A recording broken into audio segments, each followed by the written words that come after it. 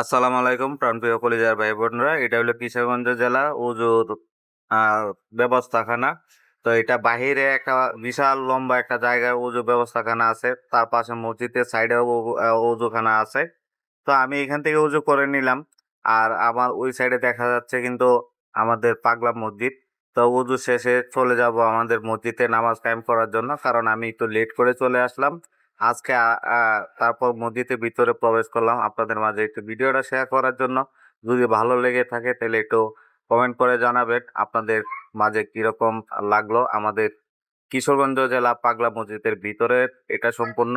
তো আমি একটু নামাজ লেট করেই চলে আসলাম বিদায়, নামাজ তো আর মিস করা যাবে না। খোদা তাআলার নামাজ যখন মন চায় তখনই পড়া যায়, কিন্তু আমাদের একটু আসতে লেট হয়ে গেল বিদায়। জামাতের সাথে নামাজ আদায় করতে পারি নাই। তো ছেলে নামাজ পড়তেছিল, আমার নামাজ শেষ।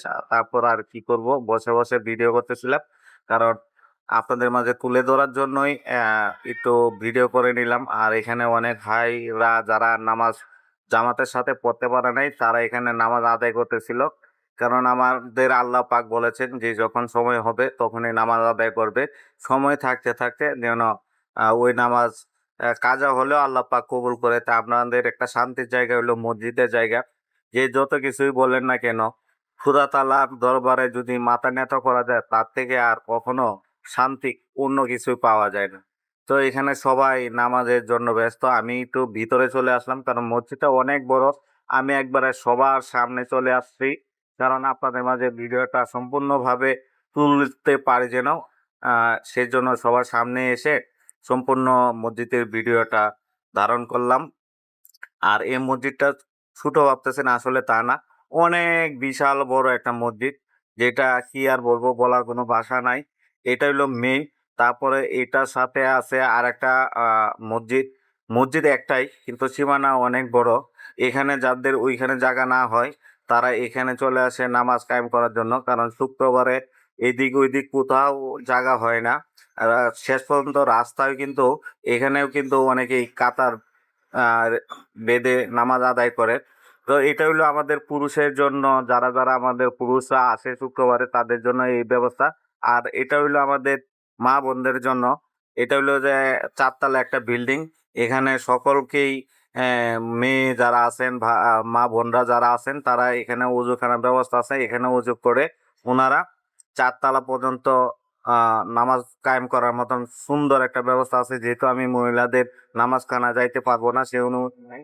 এর জন্য আমি বাইরে থেকেই আহ ভিডিওটা ধারণ করলাম, কারণ এটা হইলো আরেকটা জায়গা যেটা শুক্রবারে ভরপুর মানুষ থাকে।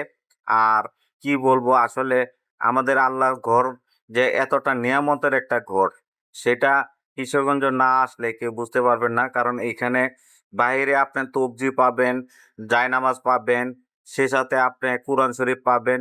যা যা যাবতীয় লেখা আল্লাহর ঘরের জন্য সবকিছু এখানে পাওয়া যায় সুমূল্যে। এবং কেউ বেশি দাম রাখে না, অল্প দামে সবাই বিক্রি করে। কারণ যেহেতু আল্লাহর ঘরের উছিলা সবাই আছে, এর জন্য ভাইয়েরা যারা আছে সবাই অল্প দামে সবকিছু সেল করার চেষ্টা করেন। তো আমি জানি না আমার ভিডিওটা আপনাদের মাঝে কিরকম লাগবে। যদি ভালো লাগে তাহলে একটু ভালোবাসা দিবেন, তাহলে আপনাদের মাঝে আরো সুন্দর ভিডিও আনতে পারবো, বা আপনাদের মতামত জানালে আর তো আমার জন্য ভালো হয়। তো এখানে অনেকেই মা বোনরা সবজি কিনতেছিল, কেউ যার যেটা প্রয়োজন সেটা নিতেছিল। তো আমি অবশেষে ওনারা, আমার ওয়াইফ, আমার মেয়ে যেহেতু নামাজ পড়তে গেছিল, আমি তো অপেক্ষা করতেছিলাম কারণ ওনারা এখানে আসবে।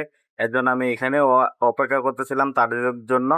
আর যতটুকু সময় পাইছিলাম আপনাদের মাঝে ভিডিওটা ধারণ করলাম। আমার পেজে আইডিতে দুনো জায়গায় ভিন্ন ভিন্ন ভিডিও